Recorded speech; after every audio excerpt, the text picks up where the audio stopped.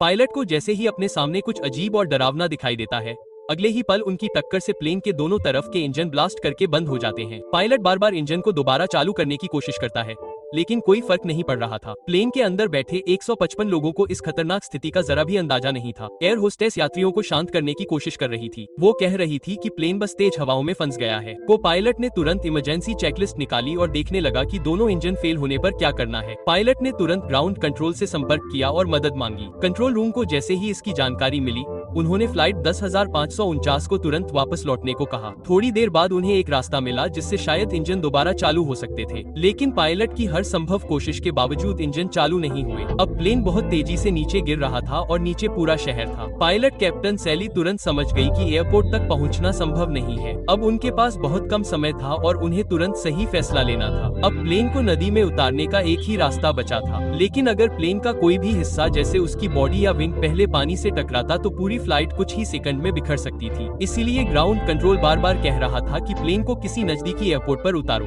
लेकिन सी को साफ पता था कि अब एयरपोर्ट पहुंचने में ज्यादा समय नहीं बचा है। और तभी फ्लाइट का सिग्नल रडार से गायब हो गया। अब प्लेन जमीन से सिर्फ 500 मीटर ऊपर था। पायलट ने तुरंत केबिन में इमरजेंसी लैंडिंग का अलर्ट भेजा। एयर होस्टेस ने सभी यात्रियों को बताया कि उन्हें अपनी सीट पर कैसे बैठना है और लैंडिंग के झटके के लिए खुद को कैसे तैयार करना है। जैसे ही सभी तैयार हो गए, पायलट ने कंट्रोल को कसकर पकड़ लिया और अपने पूरे अनुभव और ताकत के साथ प्लेन को नीचे लाने की कोशिश की। फिर पायलट सुली के अद्भुत कौशल की बदौलत प्लेन हडसन नदी में बिल्कुल संतुलित होकर उतरा। प्लेन का ढांचा बरकरार था, लेकिन खतरा अभी पूरी तरह से टला नहीं था। प्लेन के अंदर बहुत ठंडा पानी तेजी से भरने लगा था। कैप्टन सैली खुद केबिन में आए और हर यात्री को लाइफ जैकेट पहनने को कहा। उन्होंने कहा कि सभी को जल्दी से बाहर निकलना होगा। एयर होस्टेस ने इमरजेंसी दरवाजे खोले और स्लाइडिंग स्लाइड्स को बाहर निकाला। कुछ यात्री खिड़की से बाहर निकलकर सीधे प्लेन के विंग पर चढ़ गए। सभी, चाहे वे यात्री हो या क्रू मेंबर, शांति से एक एक करके प्लेन से बाहर निकल गए, लेकिन बाहर का मौसम बहुत ठंडा था। तभी पास में मौजूद रेस्क्यू गार्ड टीम ने उन्हें देखा। धीरे धीरे सभी को पानी से बाहर निकाला जाने लगा। फ्लाइट अटेंडेंट आखिर तक प्लेन के अंदर रहे और बाहर निकलने वालों में सबसे आखिर में थे। उस समय तक केबिन में 1 मीटर तक पानी भर गया था। कैप्टन सैली अभी भी जांच कर रहे थे कि कोई यात्री पीछे तो नहीं रह गया। उनके लिए दूसरों की जान पहले थी। फिर वे जरूरी दस्तावेजों के साथ प्लेन से बाहर निकले। सिर्फ 20 मिनट में 155 यात्रियों और पूरे क्रू को बचा लिया गया और बट हेड से लेकर रिवर लैंडिंग तक की यह पूरी घटना सिर्फ 28 सेकंड में हुई।